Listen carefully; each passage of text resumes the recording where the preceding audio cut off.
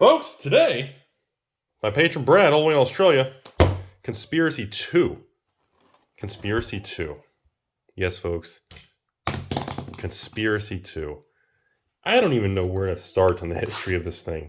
This is like a love-hate relationship. So if you don't remember, folks, this was the product I did the mass box opening on many, many years ago.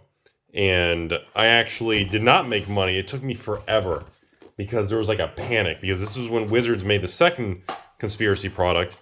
And Wizards came out and told the public this was going to be print to demand, print to oblivion, whatever you want to call it. And the market just freaked out and panic sold everything. I don't know if anybody remembers this stuff. It was a very volatile, wacky time, man. It was the first time that the term print to oblivion really became a very mainstream used word all over social media and the internet and everything. Was God, the colors are very beautiful and bold on this one. I don't know, maybe I'm used to all the faded stuff in the new products, am I right? Printers with, oh my God, look how we're starting the video. Yeah, so if you haven't seen the prices, seriously, Google Dawn Glare Visualizer or something, hit Conspiracy 2, look at the prices of these things. And Rudy the Unicorn starting off pretty cool. Fool number one, of course, our Conspiracy. We got a Conspiracy rare. And of course, the Monarch token at the beginning, your end step. Yeah, with the typo, the infamous.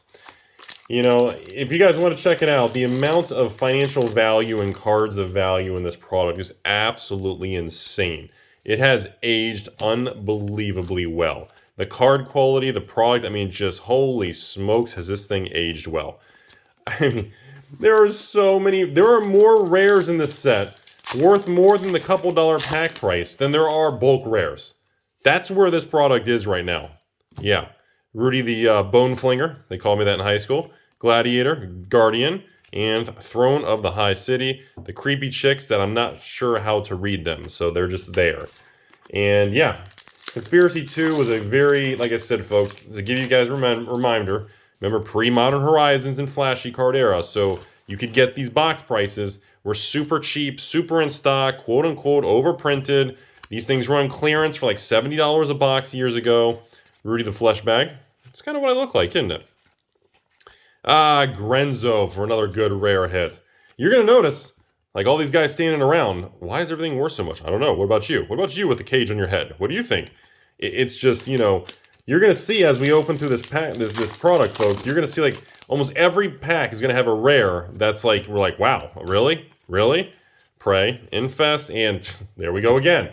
Skyline des Bull. Not Depot, although I used to call it that just to meme on people. The Depot Dragon. Look at the price. Seriously. Everything's like $5, $10, $15. So you've got, I mean, look at the rares we've pulled so far. Look at this stuff. Seriously, look at the rares we've pulled so far. Flicking Mr. B the Burgeoning over here. The Depot. Flipping Grenzo. All of these are $5, $10, $15 rares. And of course, you even have flipping Garbage Fire. It's just insane, man. Oh, Burning Wish. Creepy guy grabbing the chick. Another good rare. I mean, my goodness. That Burning Wish used to be a $10, $15 card. That's actually one that aged backwards, and it's probably only like a couple of dollars now. Kind of a strange direction. It's so weird to look back on these things. Rudy the Splitting Slime. And there's a Sovereign's Realm, which is our first mythic, but this is a Conspiracy mythic, so not really as good as a regular set mythic.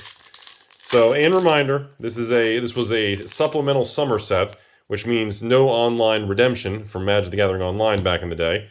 Is that still a thing? I don't know. And also, keep in mind, that means the foil multipliers are very high. Ghostly Prism, that was a hot card back in the day. And there we go. Avatar of Woe.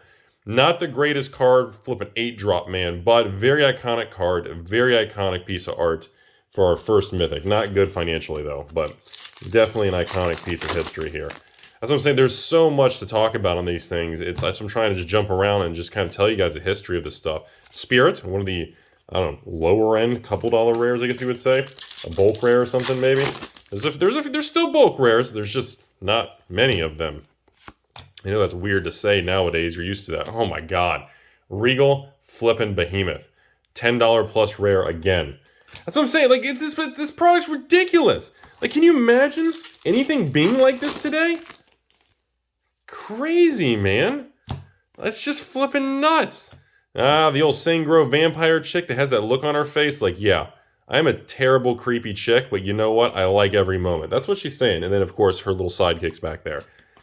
It's just, you know, today's It's crazy to open a product today of Modern Horizons. It's going to be $300 a box or $400 or $500 for collectors. And then you get these cards, Beast Within. I remember that card a long time ago. And Captain of the Guard, one of the weaker rares. It's crazy to like $300 boxes to get cards that have value. And it's like back in the day, these boxes, dude, I swear I sold. You guys got to comment that. Did I sell this one or Conspiracy 1 or 2 to the patrons for was it $69.99? I can't even remember. Hallowed Burial, and I wish I looked that cool and muscular. I am nowhere near that good looking.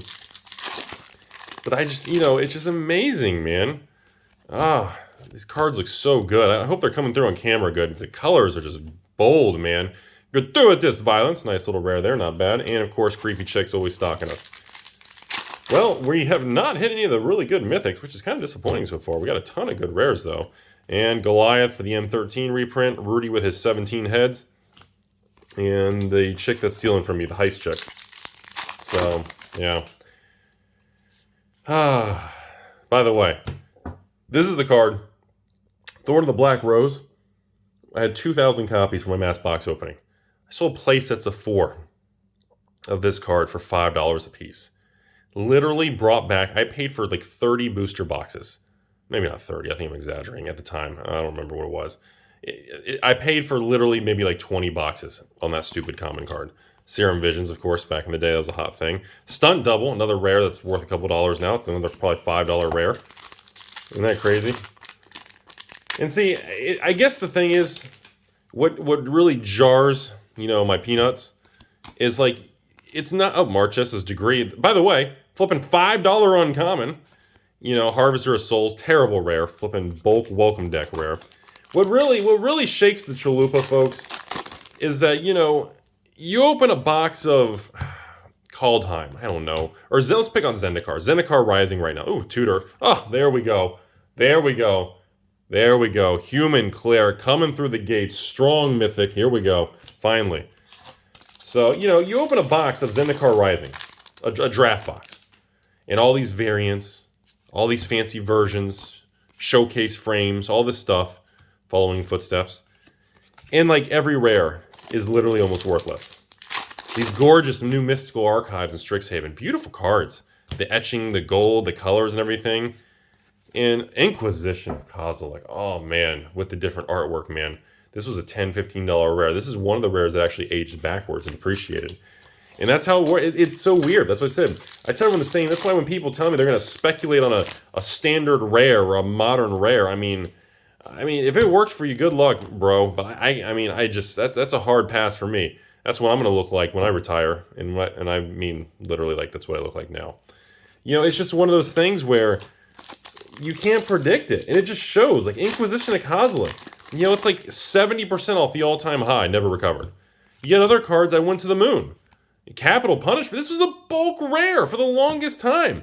I swear, I remember I had somebody bought. Was it Patron?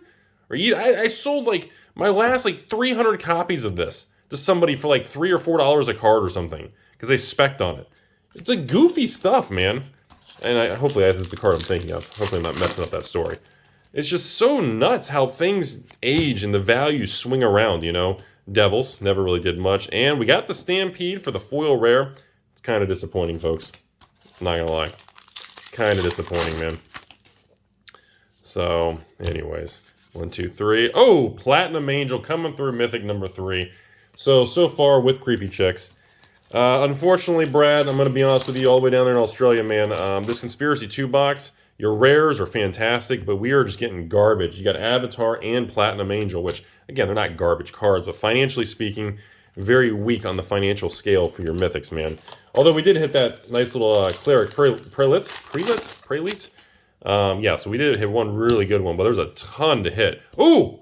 Phyrexian Arena. Again, this is our 5th rare worth $10. Raise the Alarm. Nice little full common.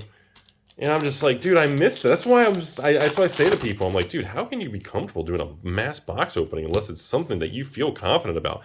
Oh my god. $30 rare. Jeez, man. Phyrexian, what's Phyrexian Arena? 10, 20 bucks? What's this thing? 30 bucks? It's fucking insane. This is stupid, man. That is so ridiculous. And we haven't even hit like all the fancy mythics or anything. We're just pulling $10, $20 rares. There's a garbage Chimera and foil common. Looks good. Another, there's a rare. Just hold the perimeter though. It's just nuts, man. It's so weird to open a product like this from years ago in 2021 and feel the difference, man. Spectator. There's a bulk rare, I believe. Well, I should be hesitant to say that. I haven't checked the prices on some of these things. I bet even those bulk rares now are like $3, $4 a piece. You know, it's tough to predict that stuff. Covenant of the Mines. This was another one of the bulk rares. Well, used to be a bulk thing. All right, folks. We're down to the last probably about 4 or 5 packs. Unfortunately, no Berserk or no Kaya. Nice little, you know, remember, this is the set, too, where you had Miss Kaya, where you could get the Ghost foil, where she is like the Ghost version with the purple hollow. It's a different artwork than the regular rare. And that foil is still like $100, $150, even to this day. Keeper of Keys. Oh, man. Infamous. Okay, here's another one of these cards that used to be a bulk 99-cent card that's probably $5, $10 now. There's just so many. It's nuts, man. There's so many of these things. And I'm like... And people say to me, every time I do videos like this, or Conspiracy 1, which will probably air before this, everyone says the same thing. Rudy, they send me a message. So, do you think... Flipping Hedron. Everyone's like, Rudy, do you think the newer sets are going to turn to this as time goes on and the prices rebalance? And I don't know. I don't know. I want to say yes, because I still feel like no matter what, the more things change, the more they stay the same. Beautiful orchid. I love that artwork. But I don't know, because again, it's like the fetch lands. I was told there's like 6 variants of fetch land. Oh, Show and Tell from Urza's. Forgot about this card, man. Unbelievable. Oh, double mythic pack, folks. Double rainbow, double mythic, conspiracy mythic, and a Show and Tell mythic. You know? All right, I'll talk for a second and just ramble, and then we'll wrap up the day here late. Oh, and a Birds. Yeah, Birds of Paradise with this artwork in this set. I swear it's like $5, $10. And a shimmering, beautiful, uncommon shimmering. I don't know what the value of cards we just pulled is. It has to be at least probably on the low side, $100 to $200. It has to at least be $100, maybe $150 minimum, maybe $250 in cards. I don't know. That's a lot of value, man. Those were a lot of $5, $10, $20 rares. And Recruiter of the Guard, $30 by itself. Thanks again, Brad, for being a very kind patron. Enjoy those fancy schmancy high-end cards all the way down there in Australia, man. Besides that, like I said in the other videos, ladies and gentlemen, you know, I think it's important for us to have these throwbacks and to kind of reset our thoughts. And I know a lot of you are watching this channel and you weren't here 4 or 5 years ago or 6 years ago into Magic, and you're going, what's Rudy talking about? Yeah, I'm just telling you all that this was a time I did a mass box opening. I didn't do well because the market panicked because Wizards says they were going to keep the box prices cheap. I ended up pulling a lot of my listings down on my mass box opening because I refused to sell some of the cards for pennies on the dollar, and I kept a lot of them. And it took me probably almost 2 years to break even on this particular product. And then eventually I did break even, and actually then my profit started to swing big time, but it took 2 or 3 years after my mass box opening in Conspiracy 2. It was a very turbulent time, and it really shows the impact Wizards can have just by making comments. And I think that could be one of the reasons why today we have, you know, collector boxes that are only a single reprint to not shake up the market or whatever, you know, to prevent that or add some credibility or something. I don't know. I'm just guessing. But, and then of course I get the other patrons and the emails that people say, well, Rudy, are you sure like Modern Horizons 2, even if you buy a draft or set box at $300? And I said, well, it's pretty high, but I mean, I get it. A lot of stores are more than that when you add taxes locally. A lot of people, I've had people tell me on the West Coast, they have 11% sales tax. They're paying $320 out the door, $330. And I'm going, geez, man. And they asked me, well, Rudy, yeah, it's great when you can buy an $80, $90 box like these back in the day, and now these boxes are like $300. I mean, that's great, but can you start off at $300? And is that going to go to $1,000? I don't know the answer to that. My instinct says that's scary. I have a hard time believing like a $300 Modern Horizons box can 3x and go to $900 versus a $100 Conspiracy box going to $300. That's the analogy. That's the thought process, and that's a very solid point. That has some credibility. That's got some validity, man. I just don't. I don't know if I can argue saying, yeah, a Modern Horizons 2 box for $300 or $350, whatever you're paying, and it's going to go to $1,000. I mean, eventually, yeah, it probably will hit that, but I don't know, man. That's going to be a long, bumpy road to hit that kind of level. And so it does feel like, the returns are going to be more challenging. Or as they say on Wall Street, the risk has been ratcheted up to get the same reward that people were getting 5 years ago when, people called Rudy a pump and dump scam selling, all the Battle for Zendikar and Conspiracy 2 and Battle Bond. And, everybody just made fun of me for selling or dumping all these new products to patrons. And now I have, amazing loyal patrons because, I'd say probably at least 70, 80% of them are probably from the beginning, and they've made a buttload of money. And, I get it. I'm happy, though. That makes me happy to know that the whole concept of what I was designed many years ago worked. And that was my theory, and I believed it worked, and I believed in it. And that's why I went on YouTube telling people my theory of what this stuff can do. And it's nice that it worked. It makes, that's a cool thing, man. But anyways, that's where we're at. These videos like this make me kind of, step back and think about the difference from these old products to the new ones. It really just shows how far we've come, And the biggest thing that bothers me now is the fact that, Modern Horizons 2 collector boxes are probably going to be $400 or $500. They're going to sell out, and they're probably going to go to like $1,000 a box within a couple years. And Wizards and their fancy lab coats, ivory towers they're going to have their meetings. They're going to point to the secondary market, and they're going to say, "Hey, we told you guys, let's raise the price further. Look at the prices. Look at our product. This is how good we are." The old pat on the back. And I feel like, all of us, including myself, are laying the groundwork, and we are laying the framework for them to take that path. And I don't think there's anything we can do. And voting with your wallet and all this stuff, this isn't Wall Street bets, folks. People aren't working together. People on, the Magic the Gathering community and message boards, they all just attack each other. And if it's finance, evil investor, whatever it is, it doesn't work. Wall Street bets and everything they've been doing with these GameStops, AMCs, and doggy coins, it's different. There's a community respect with each other. They say all kinds of crazy derogatory words, but it's out of respect. It's a whole different culture. Magic does not have that.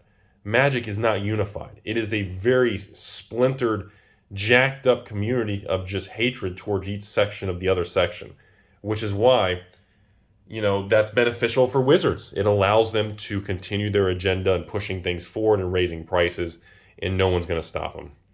And it is what it is, folks. Not saying I agree with it, but I understand.